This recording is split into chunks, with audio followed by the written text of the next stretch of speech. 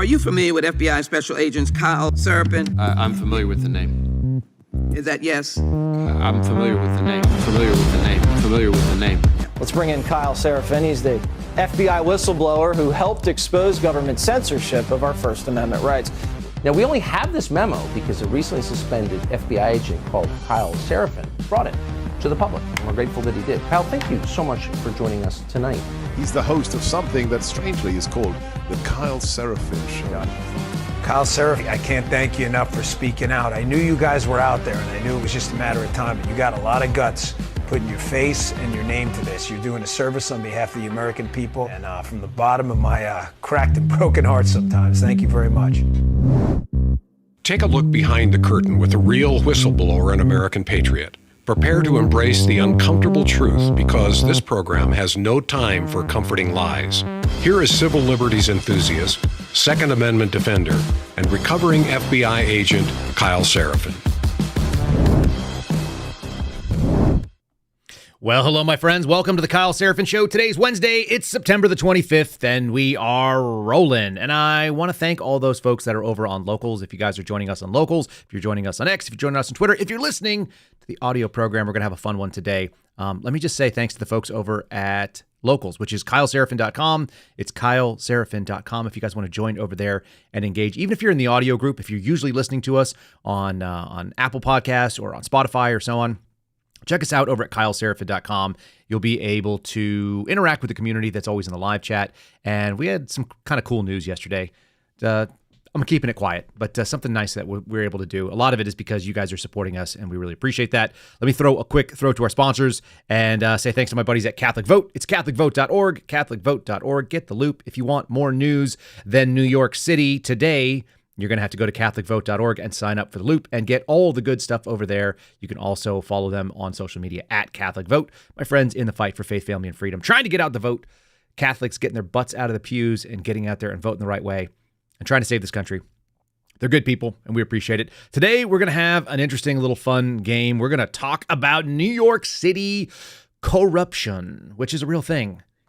And we're going to do so with my friend Sal Greco. You guys can follow him at social or on social media at the Sal, S-A-L, Greco, Greco. Make sure you do that. Hey, Sal, how you doing, buddy? What's going on, my friend Kyle? A lot of craziness, huh? A lot of craziness. Listen, I called today's episode the Rotted Apple because I remember it being the Big Apple, and I remember there being corruption, but your boy up there has been getting into a mess. The Swagger Man is looking terrible. Oh, those days of Swagger Man, those days are over. If you just watching yesterday's press conference was, I was just breaking this down, which I'm gonna break down on my own show.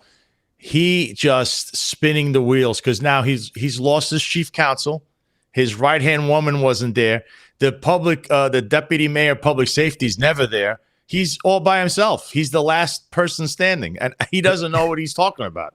He's the last rat on the ship. All right, so we're going to get into all of the sort of New York City corruption. In some ways, as California goes, so goes the nation when it comes to laws. But I feel like also New York City is kind of the other harbinger of what's to come when things start going sideways. So, Saul, before we get too deep into the weeds, let's tell people a little bit about who you are. They can see on the back wall if they're watching. You were an NYPD cop. You want to give them kind of the highlights, the bullet-pointed version of your bio? Yes. 14-year veteran of the NYPD. Obviously, I'm a highly decorated officer. I've won numerous, or I was given these awards. But I was unceremoniously terminated because they didn't like that I was friends with Roger Stone. So they called him a felon. They were calling him all kinds of things at my department trial. And now I've been in litigation with them because, obviously, with this Eric Az administration, as you could tell, they associate with just about any criminal you could think of. In fact, they're street thugs. We have nightclub owners that are mob associates. They're best friends with the former police commissioners. And it is an insane story because what they try to paint Sal Greco as technically is what the entire upper echelon under Eric Adams and a little bit previously before him under Mayor de Blasio, that's what they are. That's basically the gist of the story. I was the top cop as far as DWI arrests. I was leading the charge 2 years in a row with DWI arrests. I was in a unit, and none of that matters in the end. All that matters was you are friends with someone we don't like. Therefore, we're going to arbitrarily get rid of you while we're going to go and hang out with every known criminal and thug that you could think of. And hey, don't judge us. How dare you judge them? Yeah, the funniest thing I think about watching some of these Democrat these chickens come home to roost. It's like that projection you were talking about, right? The thing that they were doing, they accused you of. You're hanging out with nefarious types, and you're doing these things, so they remove you from the job, and then you turn around and you're like, oh boy, look at you guys. And it's been just like punch after punch after punch. It's not a 1-2. This is like a 15-piece combo that's coming in, because they've had the Jay Varma stuff going on about the COVID tyranny. I got some videos that we'll kind of throw in there. It's coming from all sides. So it's coming from public policy. It's coming from public safety. So maybe you can lay out the folks that we're going to be talking about. Who are the players in this sort of scandal? The people that we know we're going to throw up on there, because I've got New York Post articles left and right that I'm going to just splash on the screen for you. And as you name them, maybe we can throw them up there. So if you go back, obviously, in the previous administration, we did have Mayor Bill de Blasio. You also had the police commissioner at that time, Dermot Shea. Then you had this guy, Jay Farmer, was I believe he was the head doctor of New York City at that time. Right. He was involved. He was in the previous administration. Then the current administration, we had Mayor Eric Adams. Then we had Police Commissioner Keishant Sewell, who ended up leaving because Ed Caban became the police commissioner.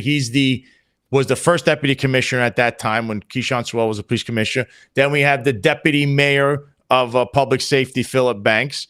We have his deputy mayor, who's a very close advisor to Eric Adams, and probably the worst vile human being in all of the administration, Timothy Pearson. We have we could go on as far as police officers. You have the chief of department, Jeffrey Madry. We have another nefarious character, the deputy commissioner of operations, Kaz Daughtry.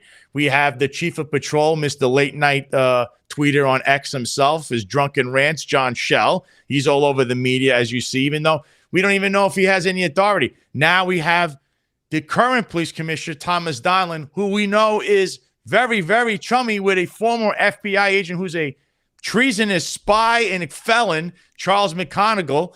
I mean, it's just Eric loves to surround himself with the most corruptible people you could find. All of them. I mean, he's friends with Bill Bratton, another wonderful Mr. Wonderful, Bo Dietl, another Mr. Wonderful, another guy used to work for the police department, John Miller. How do you keep surrounding yourself with these cast of characters? Wouldn't you want anything but the appearance of impropriety, which is all surrounding Eric Adams and the administration? These are just a few of these characters. I'm sure you're going to pull up in these articles. We have the Banks. He has a brother. He has two brothers. Terrence Banks, who worked for the MTA and who was lobbying illegally. He's unregistered lobbyist, basically, as a member of a city government. Then you have his other brother, David Banks, the chancellor of schools, who's resigning, who his fiance/wife, Sheena Wright, is his deputy mayor, Eric Adams' deputy mayor. She loves the party, too. And here's the best part about this, because we're going to throw this in. James Caban is the twin brother of Eddie Caban, who was running around in a basically an extortion racket with the NYPD providing security, which would be official misconduct because his brother would have had to provide that. But then there's another brother, Richard Caban, who owned the one and only, the most infamous place we hear about all the time, Con Sofrito in the Bronx, which was managed by the creator of the place, Jimmy Rodriguez, a self-admitted criminal and mob associate. And then somehow all these characters, including the Attorney General, Letitia James, who's been silent, Darcel Clark, the District Attorney of the Bronx, who's been silent, Carl Hasty, the Speaker of the Assembly, he's been silent, all wrapped up in this con sofrito every night where there's nothing but allegations coming out of it that are crazy. There was a report of a human trafficking sergeant from Vice or whatever it was, some kind of human trafficking incident that happened there. We had there's allegations of discounted meals. We also know that the SLA, which is the State Liquor Authority, they had an investigation that they pulled. They somehow gave them their liquor license, even though the buildings department ordered them to tear down their shed. So they were partying in an illegal shed that was a fire trap. The FDNY handed like 1 million violations down from there. And then the health department came and said there was mice in the food, mice droppings. This place had an A rating, may I add. Somehow they had parties there all the time. Somehow they just happened to have a Peter Guns. So many felons hanging out there. And here's the police department. And here's Mayor Adams. And here's the whole crew. So you tell me what's going on here, Carl. I mean, it's from afar. I'm like, oh my God, my head is spinning. Well, I got another one for you because this one's good. Listen, we used to always think about, when we were growing up, your parents tell you to be careful about who you hang out with, right? Because who you hang out with says a lot about who you are as a person. If you got scumbag friends, people are going to look at you like a scumbag, even if you're not doing scumbag stuff. That's just the way it is. That's like, I don't know, maybe that's just the way I was raised in the 80s, but I'm pretty sure that's been American folklore wisdom that's been handed down for every kid and parent. They're like, hey, you got that dirtbag friend, and people are going to think you're a dirtbag. I don't know. What's up with this? What's up with Mayor Adams giving the love sign to P. Diddy over here? So, folks, if you're listening right now, I got a picture of Mayor Adams up here making half of a heart with Sean Puffy Combs, who's doing the other half of the heart, and the two of them are smiling like they're the best buddies. He loves being associated with kind of the Barack Obama status. Like, he loves being a celebrity politician, it seems like. Mm-hmm. And so part of that means you're going to go rub elbows with dirtbags, and you're going to go to nightclubs, and you're going to go do wild stuff. And sometimes that dirt rubs off. It's got to. Well, I'll tell you what, when you talk about Sean Puff Daddy Combs, if you go back, they're actually looking at now, there used to be what they called the hip hop police, which were like detectives. And these people used to, hang around Puff Daddy in the clubs because the NYPD had a whole unit for that. And they've been pretty much, having these walk and talks like this in the parking lot of One Police Plaza because, their names are being thrown around with this freak off party, whatever kind of party this guy used to throw, Puff Daddy. A lot of people are involved. The rumors are, there are NYPD people on that list. There's also Eric Adams supposed to be on that list. Heck, we could go back in time in the 90s. Fat Joe, he's on there. Fat Joe, isn't Fat Joe he's like to the hip, a friend with Jimmy Rodriguez, and he was affiliated with Jimmy, as you know, used to own Jimmy's Bronx Cafe. Go back and look at that. Major League Baseball banned their players from going to that place. There was so many people getting arrested out of there. There was an FBI raid regarding 14 gang members. Why is the police department even hanging around this character? All of this, look, it's like you said, your mom and your dad teach you are the company you keep. If you keep this kind of company around you, this is what, things pretty much, eventually the sword's going to fall on you. So when they were trying to say, and I don't want to make it about me, but when you're trying to say Sal Greco's friends with Roger Stone, what value me as a cop could bring Roger Stone, who's just a political consultant? He doesn't run for office. He has no involvement with New York City in general. Me being his friend in off-duty hours, which the guy lived in Florida and I lived in New York City at the time, how am I going to benefit him versus a bunch of executives and detectives who are first, second grade, or God knows whatever they're doing on the job? They're all hanging around thugs and crime criminals, street-level criminals. This guy, Jimmy Rodriguez. Puff Daddy. What is Puff Daddy? Yeah, he should be way above all this stuff. But yeah, listen, indictments are not, they're not convictions, so we should be clear on that. But there's a lot of smoke here, so the fire will get sussed out, and we'll find out what it is. Let me say this thing about Jimmy Rodriguez, because we talked about it on a previous conversation. You and I have kind of talked about this privately quite a bit. Yeah. You've sent me videos, and I don't have them today, so I'm ashamed of that because I wanted to play it. Jimmy Rodriguez, the guy who owns this restaurant, so let me kind of suss it out for people. Mayor Adams is accused of spending a bunch of time there. The former police commissioner who stepped down was involved in the business. His brother actually owned the liquor license, if my memory serves, of this place, Con Sofrito, which is this party house in the Bronx that was getting the violations but not getting hit with it. The fire department says you can't go in, but they're getting kind of like the no enforcement action. So they've got this very soft hand. The guy, Jimmy Rodriguez, who owns it, is on video in either a podcast or an interview, I couldn't tell what the format was, talking about killing people on behalf of the mob to become a made man. And he's saying this openly because it's far enough away from that time that it's like he feels safe saying it. They were asking him, they were talking about hits for $100,000, if my memory serves. Like, that's the weird thing about listening to these things. You go like, oh, dude, what is this all about? I'll tell you what happened with that. So it was a former mob, but the reason we found he's a mob associate is John Panisi, who was an informant for the FBI on his podcast. It's called Sit Down News. He referenced having to go to his restaurant, Don Coquille, where the guy, he was offering money. Somebody owed him money, like $2 million or something, and he wanted to hire. It was a collection thing. These two mob guys, to go and pick up the money. Only they believed it was going to be a hit because this other mob guy was going to be there. So they thought they were going to get hit and they were never going to leave City Island. So even if you look at it and say, wow, this guy. Why would you involve yourself with a guy like Jimmy Rodriguez, who's involved with all these different people? As a cop, the only business you have is if they call 911 on the place or some incident happened, that's it. You don't say this guy's an outstanding pillar of the community. My God, you hear mob guys talking about him on podcasts. That would make me run. But yet, you got to see the list of politicians, though. We got Ralph Salamanca, who I'm hearing things about now. He's been very silent. You have Amanda Faris, a councilwoman. You had the lieutenant governor, both lieutenant governors, the former lieutenant governor, current lieutenant governor, Delgado, standing there with Jimmy Rodriguez. I mean, and you're going to go back in time. Bill Clinton, as the president, was next to him with Jose Serrano, smiling with Jimmy Rodriguez. And then Hillary Clinton, when she announced her run for the Senate in New York, she did it in front of his laundromat, which had a note from Jimmy's Cafe. Anybody looking for money to any of their bills get paid, come to this laundromat, which, by the way, the co-owner of this place was indicted by the feds shortly after that. It's like one circle that you look at and your head is like, your head is numb just hearing this stuff, saying, how can this be? It sounds like a movie.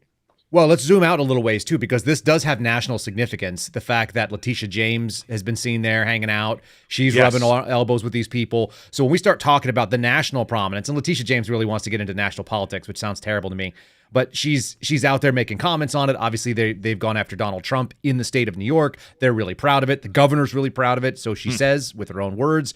So the people that are involved in this sort of scandal, it's not just like, hey, it's New York, we can brush it off if you're not from New York. And I'm not. But I look at it from the outside and I go, this is a microcosm of how you're going to run a corrupt state that's going to be able to do state level prosecutions of a federal or a national election candidate. So this makes it much more of America's business. This is kind of why I wanted to come in and unpack some of this stuff. I got some headlines here. Let's throw this one up because this will be fun. We'll just start going down some of the rabbit holes. New York police commissioner resigns after his phone was seized in federal investigation. And then after that, feds raid home of interim New York police commissioner Tom Donlin after his predecessor just resigned. So break this down. What are we looking at here? What's going on? This is unbelievable. So he took over, right? And he said, I'm going to put my foot down. So they picked this guy. First of all, Eddie Caban is the guy that's on the right-hand side of the screen. Eddie Caban is the one who was the New York police commissioner under Eric Adams, at least for the last, year and a half or so? 2 years? Yeah, whose brother is alleged to have been involved in an extortion racket, which they have evidence of, actually, that he threatened this guy with money. And then his other brother owned the nightclub that we keep talking about that somehow everybody in this orbit is somehow a part of. Right. So Eddie Caban had to resign, obviously, because you have a bunch of things going on underneath him, right? And you also have the fact that it's official misconduct to give his brother a police detail to run around and extort people. But here we have this police commissioner comes in, I'm law and order, blah, blah, blah. I was a former FBI agent, Homeland Security, all this grandiose stuff. And then is this Donlin? He gets raided because he has documents and he goes, it's not a police matter. No, Tom, it is a police matter. And you need to step down as well, because how do you think the head of an agency they get raided because of something from 20 years? No, it's a police matter. You have access to sensitive information and you clearly mishandle some sensitive information because that's what they're looking for. It wasn't just one house, Kyle. They hit a bunch of houses on this guy. This is crazy. How does Eric Adams pick this guy as the police commissioner? Really, it's mind-numbing. It's a head scratcher. basically 2 for 2. Let me do the press conference on Eddie Caban. We'll get a little taste of it. Then I'll get your reaction to for some reason, the audio is scratchy, so I don't know how this got recorded. This is a clip that got ripped off Fox, but let me just play this real quick. Now we're going to turn things over to the mayor at Gracie Mansion. He's going to be addressing the media regarding the resignation of Police Commissioner Edward Caban. Let's listen in. Every member of the administration knows my expectations that we must follow the law. I also made clear that our administration will remain focused on delivering for the people of our great city, and we continue to do that. A short time ago, I accepted the resignation of the NYPD Commissioner, Edward Caban. He concluded that this is the best decision at this time. I respect his decision, and I wish him well. Commissioner Caban dedicated his life to making our city safer, and we saw a drop in crime for 13 of the 14 months he served as commissioner. In his time as part of the NYPD during our administration, we removed more than 18,000 illegal guns off our streets. All right, I get bored when he starts lying about facts. You want to talk about this graph that we got on the screen here?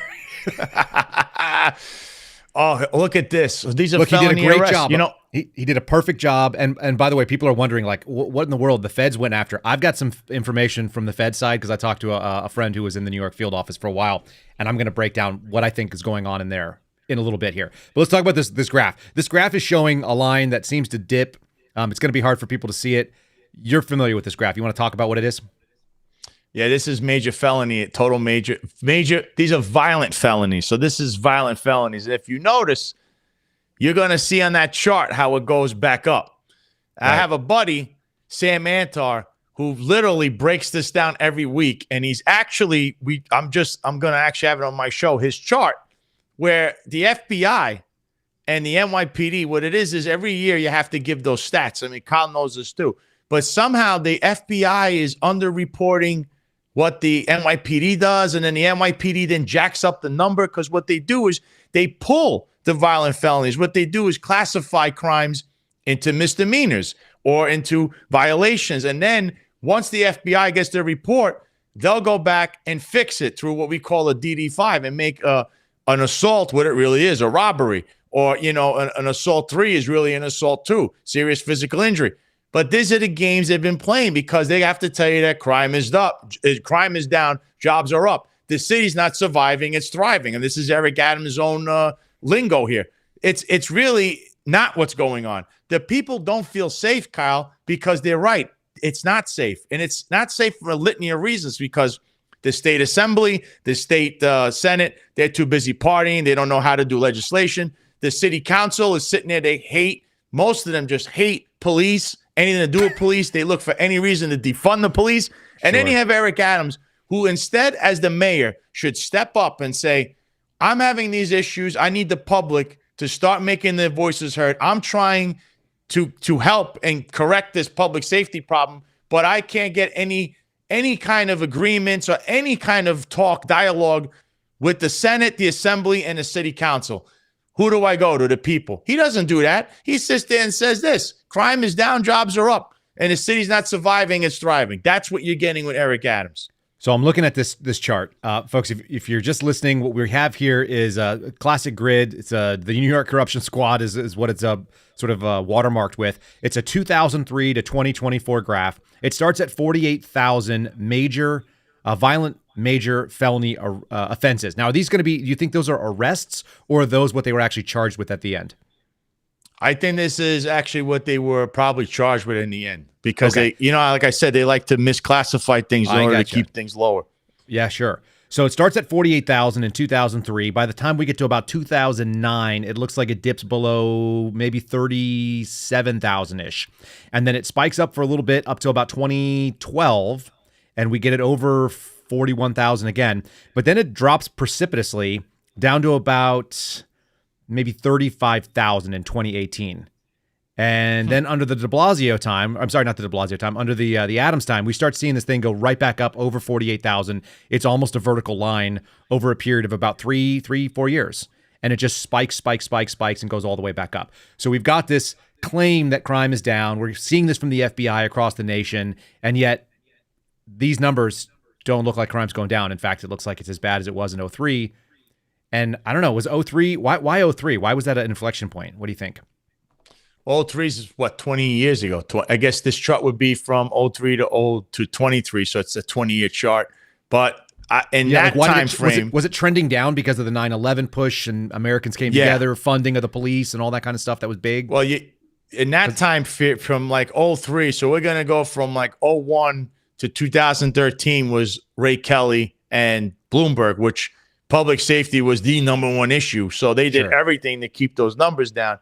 And then as he left, Bloomberg left, de Blasio came up, and then you should slowly see a trend because they were fudging numbers. They were doing all that stuff under Bill Bratton, who then left. And then here came the insanity. Oh, then he came the whole – everything really started with that one moment with Eric Garner. Say whatever you want about this incident, but that started the defund the police thing, and then you started seeing a drive up.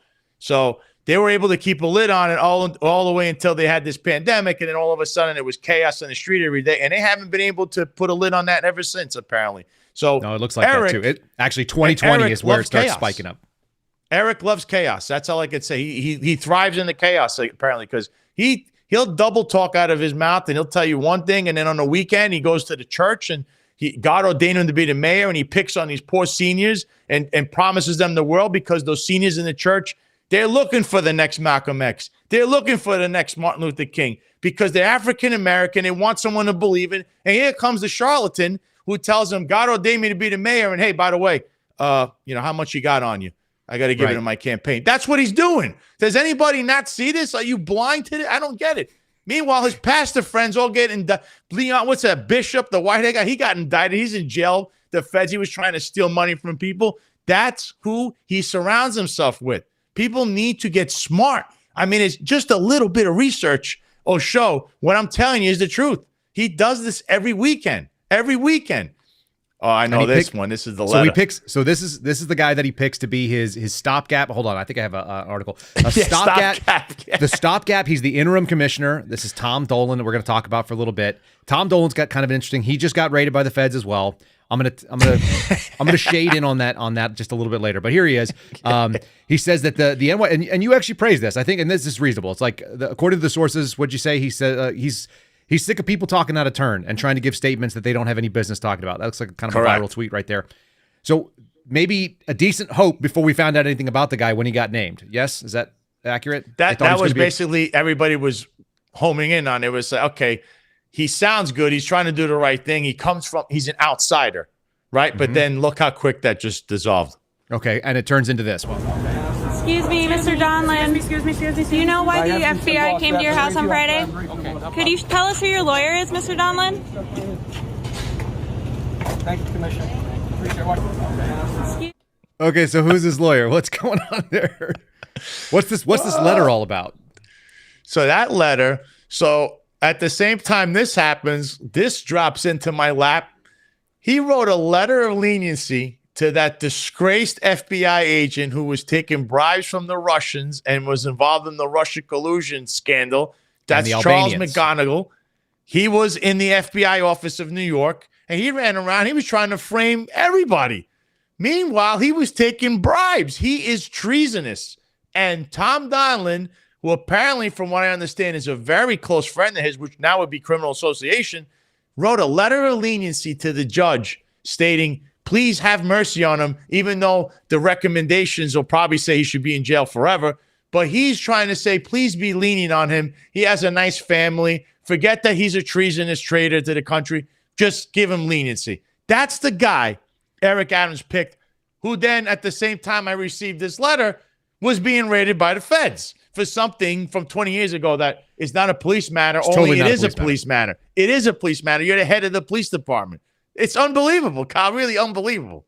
All right, let me color this in, folks. Actually, before we do, I've been drinking out of it, so I'm just going to throw it on the screen. Folks, my friends over at Patriot Coolers, they're the ones that keep us fueled with coffee. If you guys want a fantastic product, I actually just gave away my last Yeti mug yesterday because I have a real sponsor and I never use the thing. So if you guys want to get the right deal, something that has American Patriots in mind. There's 50 stars on the bottom. I can't turn it over because it'll end up pouring coffee all over my lap. It's got 13 stripes on there, just like the American flag. Really good product. Promo code Kyle, Kyle. Save yourself 10%.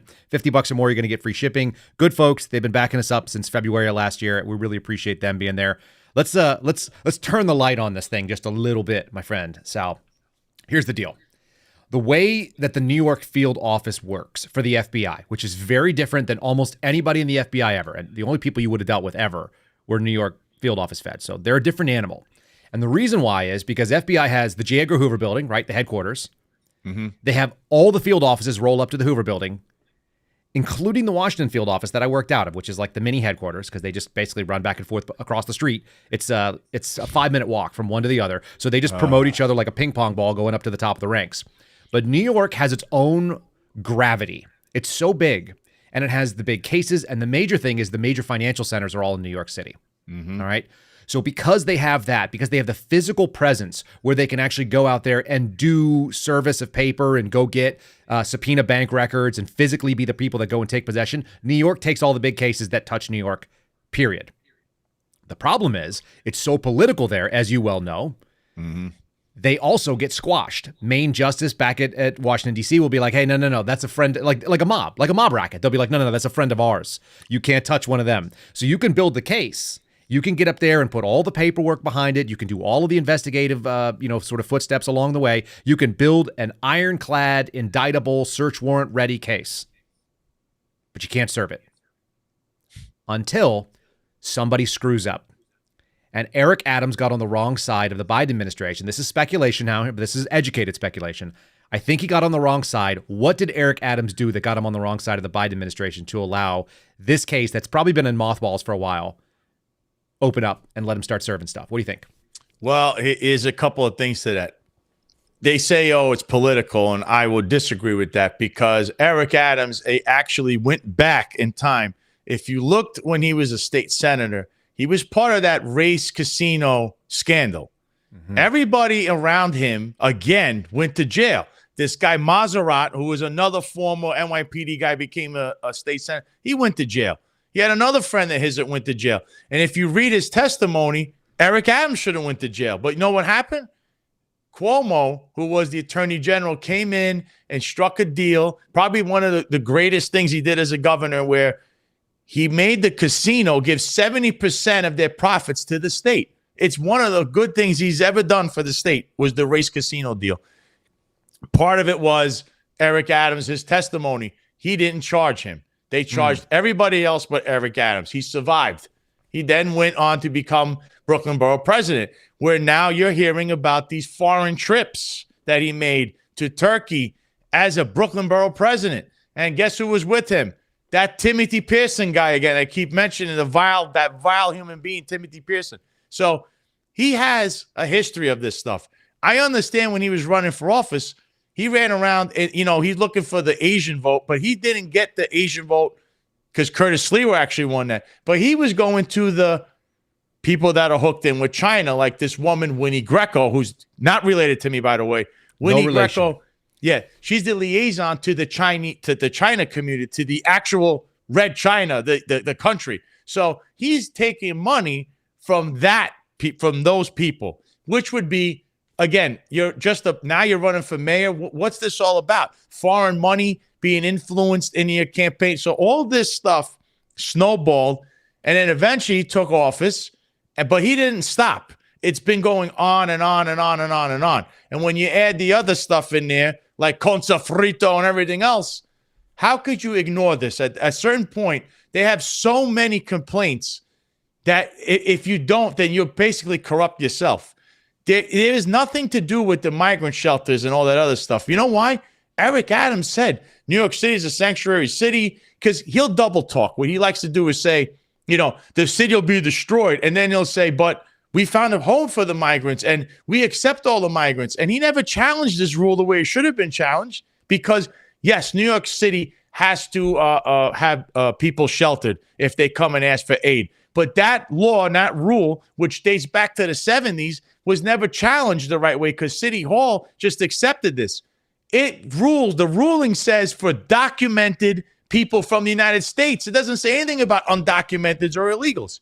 Eric never challenged that. He put his head down when the ACLU came around, and they made an agreement, and the beat goes on. I mean, the problem still persists. Why? Because Eric Adams doesn't know. He can't say no to anyone. He wants to be loved by people. He's an egomaniac. He's a narcissist. And this ruling that they made actually hurt New York City. If he was against Joe Biden, if this was not political, he would say, New York City is not a sanctuary city. I'm going to go to court. I'm going to fight for the people, because that's what the people want. Instead, he goes along with it. So, no, I don't believe it's political at all, although somebody in this administration, whether it be in the DOJ or the New York FBI office, somebody there probably turn around and go, you know something? I've had enough of this guy. I'm hearing all kinds of things, and we got to do something. You can't just sit there and go, I don't see anything. You can't do that. At some point, that political liability is like, all right, we just he's making too many bad decisions in a row. Here's one of those decisions that we kind of like, though. You just brought up the migrant shelters. So there's your guy. What's going on with this story? Yeah, so he was the point man for the contracts for the migrant shelters. He also had an incident. Pearson. He's the point man. But here's the problem with him. He had an incident. He went to a migrant shelter. He went with an NYPD flak jacket. He doesn't even work for the police department. Remember, he works for the mayor's office. He ends up choking out 2 guards. Why not? They both were found. They were out. They weren't charged because they dropped the cases. They're going to sue the city, okay? But this guy is a thug, okay? He runs around.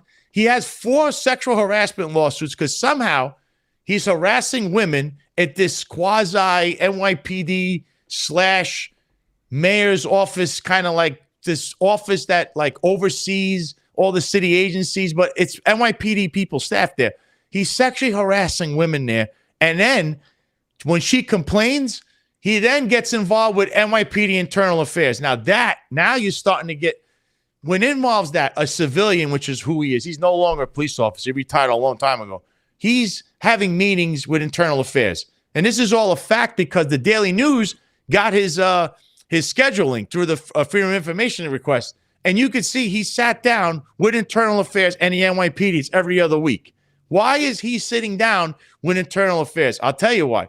He didn't want these people to complain about him because they were trying to get rid of him, because he shouldn't even be involved in any NYPD personnel decisions or anything with the NYPD. So once again, Timothy Pearson is like a guy that he runs the police department. He's running the mayor's office. He runs the migrant shelters. He's got all these different titles, and he can do what he wants because you know what? In the end, who's going to tell him no? He's Eric's right-hand man. Eric and him go back 20, 30 years, maybe even more. They knew each other from the police department, and this guy's a really bad guy.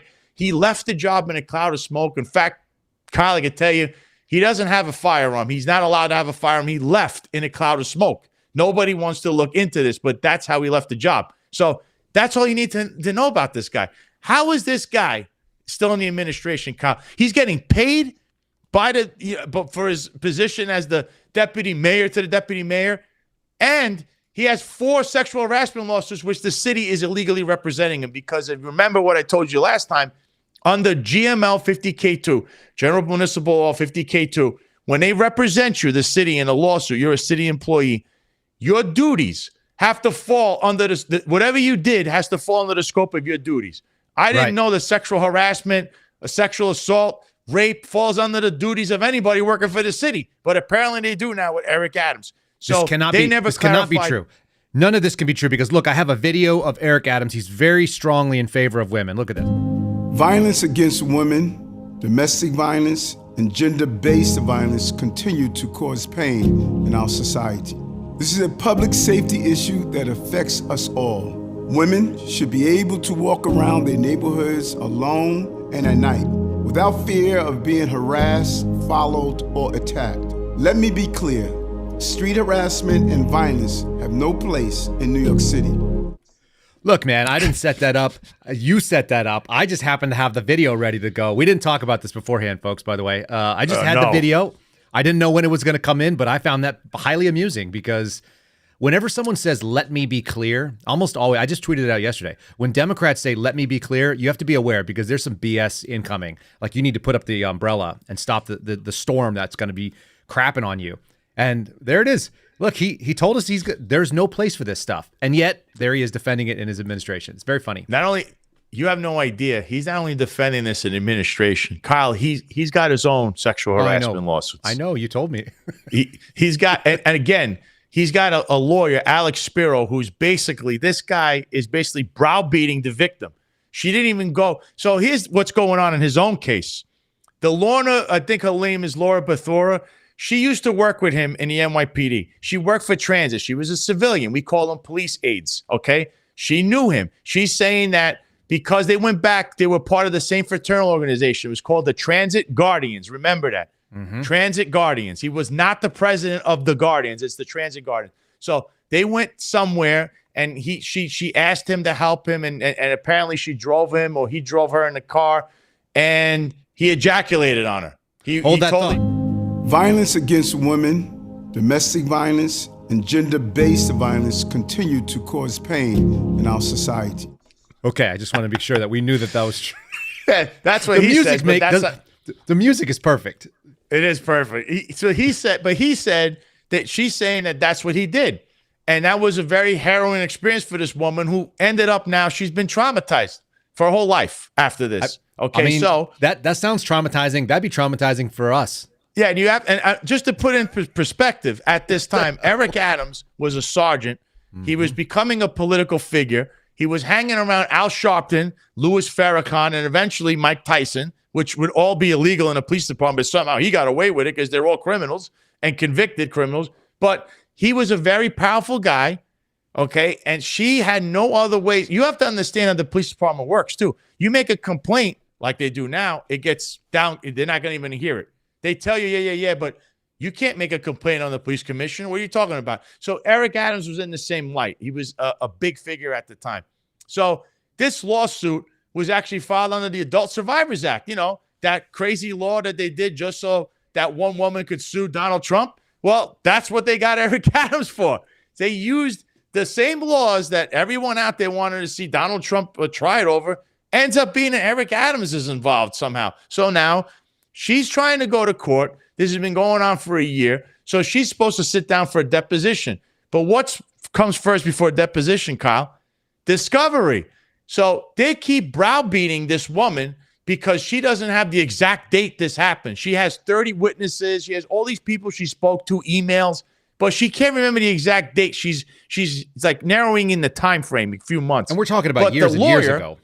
The lawyer is browbeating her and wants her deposed now without giving discovery. And I can tell you this, Kyle, there's a habit of all the city cases, every one of them, including my own, they don't like to give you discovery. They'll give you one little piece of paper, and they can't even give you the most common part, which be the people that you're suing, their record. They won't give you their personal record. So that's her personal record. Where is it? Did they lose it? So why do you want to depose her without the discovery? So this is what the city is paying for. Alex Spiro is a lawyer that is being paid by the city for Eric Adams. When sexual misconduct does not fall under the scope of anyone's duties, especially a cop. But Eric is in another case with another woman.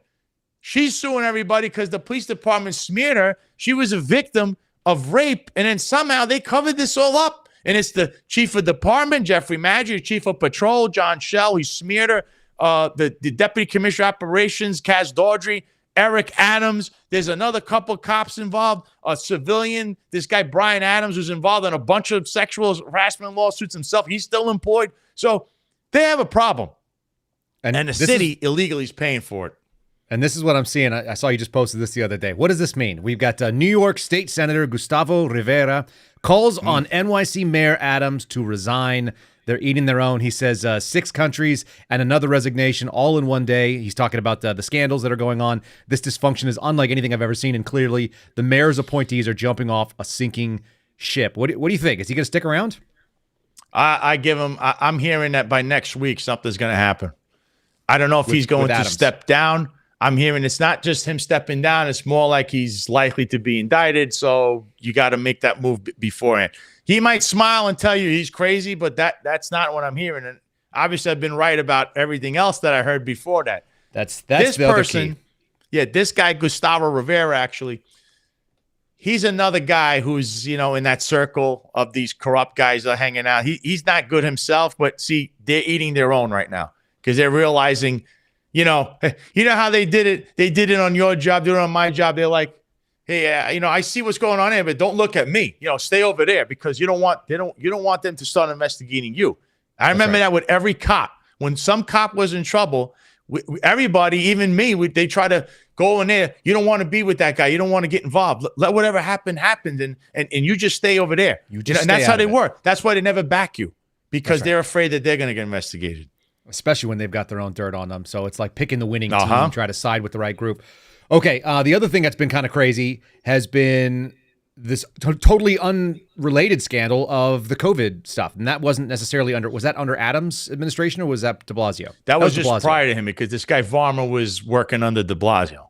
All right, so now he's catching questions about that, which is even more fun. So I'm going to play a little clip from that. I want to kind of end with COVID tyranny because I do think this is all going to circle back around in the next couple days. Hello, Mr. Mayor. What's going on, Monica? Dr. J. Varma's comments came out. Some council members, but also public, they demand action. Yesterday, there was a demonstration in front of City Hall. I'm asking you, Mr. Mayor, do you consider reinstating and compensating those city workers who lost their job because of those COVID mandates? Also, what do you have to say to those employees who lost their job because of those mandates, not only in the city, but also in the private sector? And Mr. Mayor, are you going to support the idea of former Mayor Bill de Blasio and his administration to testify and get accountability for their actions during that time? Dr. J has not been kind to this administration about our excellent ability to navigate us through COVID. What we did to get us out of COVID, there was a lot of outside voices who was saying what we should have done, should not have done, but we were successful in doing so. I'm not going to return the same favor to him. He has to deal with that.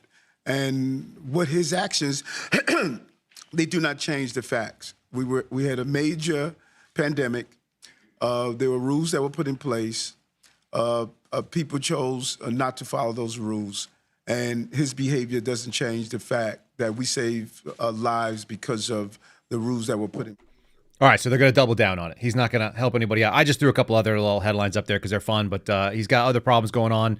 School board stuff, school chancellor. It's nonstop with the appointees that he has in his administration. I just want people to physically see. So you got David Banks, who you referenced earlier. There's a New York Post article about that. None of this stuff is just coming out of Saul's head, although he does have it in his head because he's been tracking this for a while. This stuff is all being covered by the local news, and it, in some ways, becomes kind of a national. Why is he coughing like that? Does he just choke on lies? How does that work? That's what it is, Kyle. He's choking on his own lies. He's pretty here's smooth. The deal with. He's pretty smooth. I tell you what happened there. He's feeling the heat because this guy was having all kinds of sex-fueled parties, just kind of like somebody else who's in jail right now.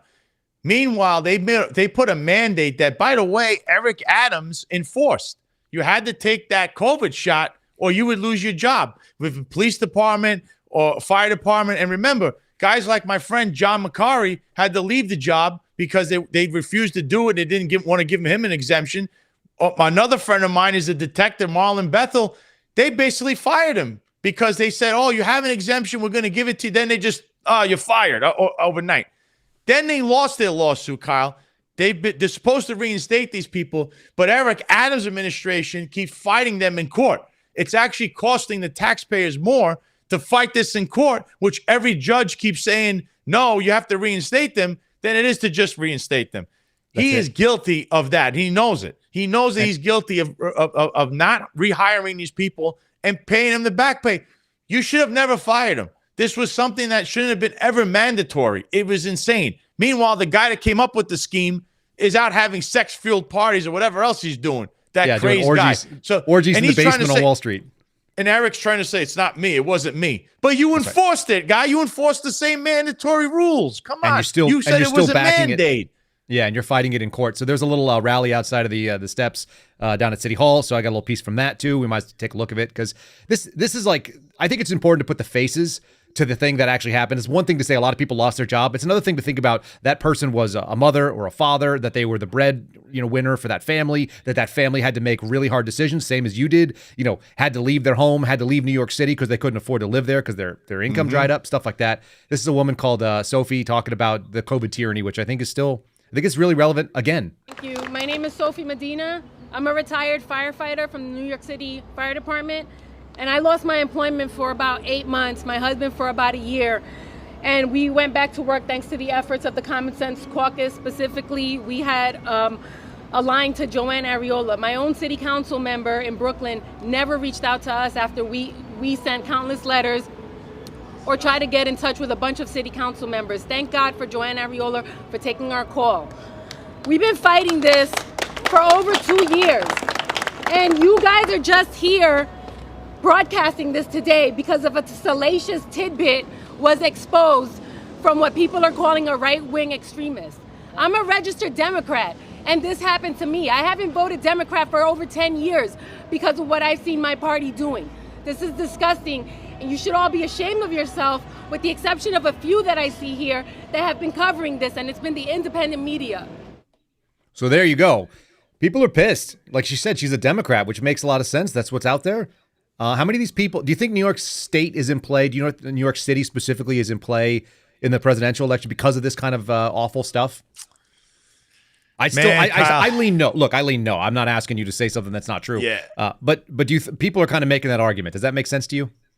I understand the spirit of the argument, but look, I could just tell you in the Bronx alone, which again, centered a lot around this Conza Frito, these election board people who were, somehow people still managed to win and there was recounts and stuff. They've been playing these games for a long time. Yeah. They're on the right track. They're trying to indict certain people. They're investigating people because those are the people that are holding this from being even. And I'm talking about a lot of things in that state. I would say Kamala Harris is going to win that state regardless of whatever you think. It might be a little closer than average. So let's say instead of losing by 10, Trump loses by 6. I just don't foresee it. Now, New Jersey, there's a state that could be, I think, is very much in play. New Jersey is in play. New York, not so much. It's just you really need to root out the corruption before you even think about trying to win that state politically. That's just a fact. I think we're seeing just a rat's nest of these lines crossing each other in Adams and the state level. So we're seeing a lot of that out there, and that makes sense. I don't think New York's in play, at least not this round. But it is funny to think about it. You haven't heard that conversation in a while, and I can't tell if it's wishful thinking or if it's simply the fact that there is so much that is pissing people off, and there's a lot of those people that are Democrats that worked in labor union jobs that are now going, we're working class, and you're getting $27 million. We talked about it yesterday. Kamala Harris came into New York City and pulled $27 million in a single fundraiser. See? That's big money, people. That's not your fire department. That's not your police department. That's not the people that are even working in those unions. Those are not your everyday folks that are putting $27 million on the table. Those are rich people. They have a lot of money. To them, it's like going to a casino. They're just gambling on politics. It's like a thrill. It's a thrill. Yeah. Hey, I'm going to throw $5 million just to, because they can. If people could do that, everybody would start. Does I play Monopoly? Hey, I own the boardwalk. Every time you come back, I pay $400, right? You ever play that game? It's the Boardwalk and Park Place, and then you just throw money around. I got $5 million on this president. If she ever comes to New York, she's going to have to come have dinner with us, kind of thing, or we're going to get invited to the White House. Or, yes. It's access. They love having access. We call it clout chasing. That's all you have. It's a bunch of clout chasers. That's all they are. These rich people, they're all clout chasing. They want to be in the crowd. I really want to be out front and help all the people. Forget about being rich. Even if I was rich, I'd be out trying to help the little guy. You always want to see the little guy succeed. You want to go from the bottom up because that's the story of life, how it revolves. You want the little people, the common man and woman to succeed. This is even in the Bible. How this rich guy or rich woman wants to stay up top and crush everyone underneath them, that's against what's supposed to happen. And that's against the word of God. So I'm for the little guy, and I'll always be for the little guy. And I don't like to see corruption because everything needs to be even. I understand, you play in that little parameter, right? You got to play in a parameter. But a lot of these guys, especially in the police department these days, these upper echelon clowns, they're not playing by those rules. They're very corrupt. So is politics. And so is it just seems that one party in particular has a lot of corrupt people in it. I'm not saying Republicans are any better. No, but not necessarily. Look at that. Look around you. Look at it. Look at it. It's amazing. And we didn't even touch up on Kamala Harris. But, I remember something. She was a prosecutor in California. She did a lot of damage to a lot of African Americans. One in particular that I do remember this case. It was a kid.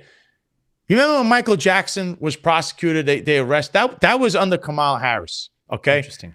What did the FBI do for 10 years? You could say what you want about that man, but you know what they did? They found no crimes.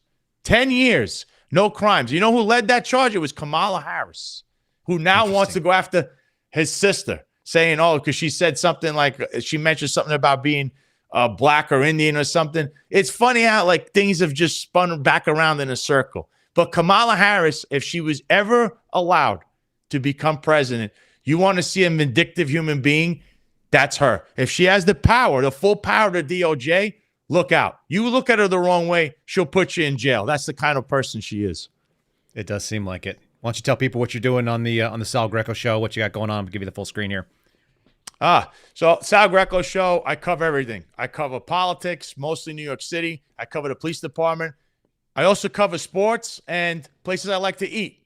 Imagine eating is good. That's my hashtag. So check me out on YouTube, on Rumble. It's at The Sal Greco Show. You can go on YouTube or Rumble. Also, all the major podcast platforms like Spotify, Google Play, Apple Podcasts.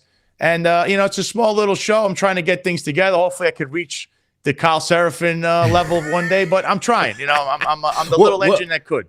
What do you got going on Instagram? I always see you're eating pizzas, you're giving reviews, you're letting people know what Florida's about from a New York perspective. Is that what Florida needs? It just needs a big guy like you walking around? Here's the big thing, Kyle. Okay, tell me. People get paid for this stuff. I don't. I'm going to be honest. I've never gotten a dime for anything.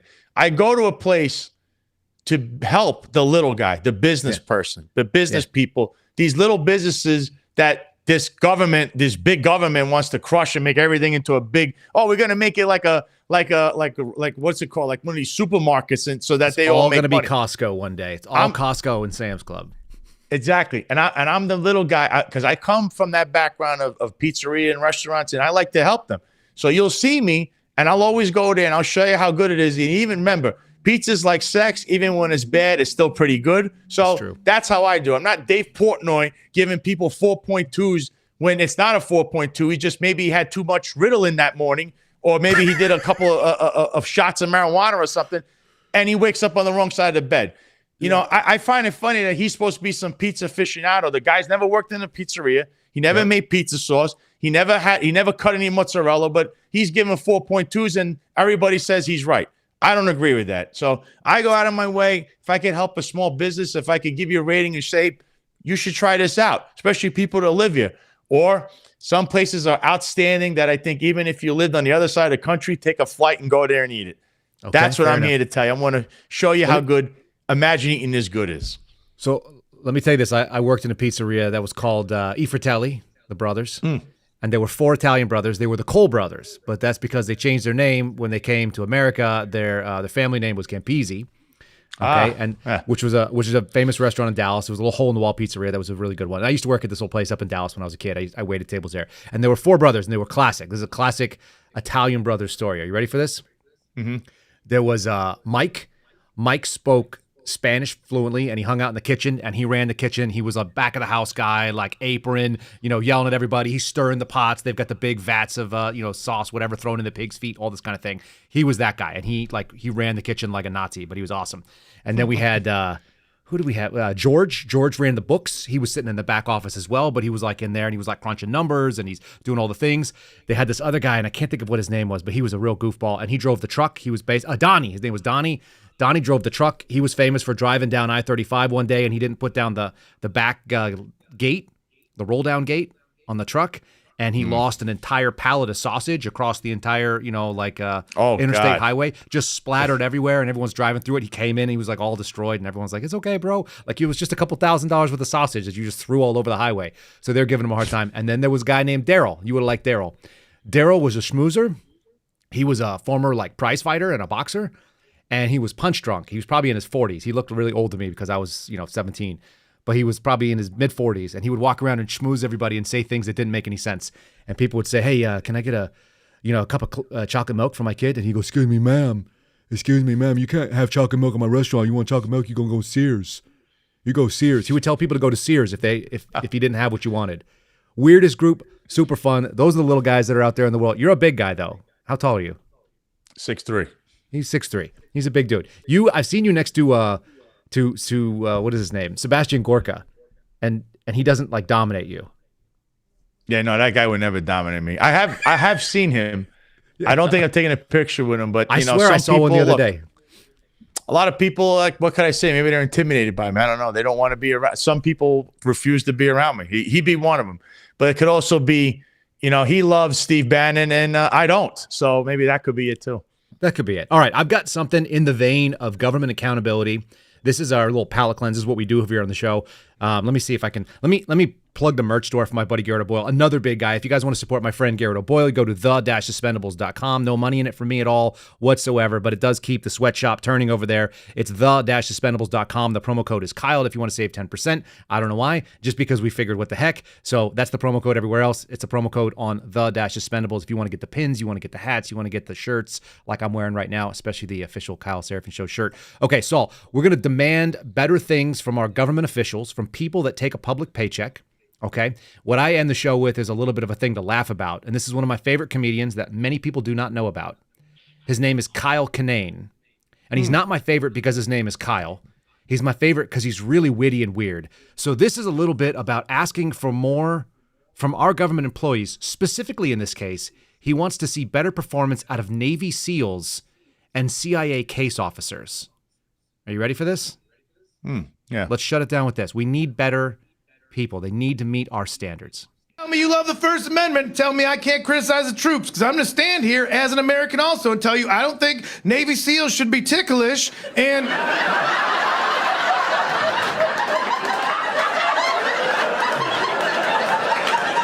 And there's always some guy with like a grunt-style t-shirt at the other end of the bar like, why not? It's endearing. No, it's a weakness. And it shouldn't be tolerated. You're telling me these are the best of the best, and all it's going to take is a big feather to get them to spill the beans? It's unacceptable. Unacceptable. Navy SEALs shouldn't be ticklish, and also, you shouldn't qualify for the CIA if you've ever fallen for a surprise party.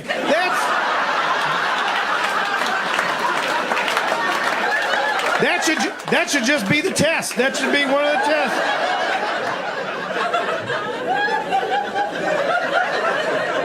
Oh, I thought we were just going to Nana's house. Yeah, on your birthday!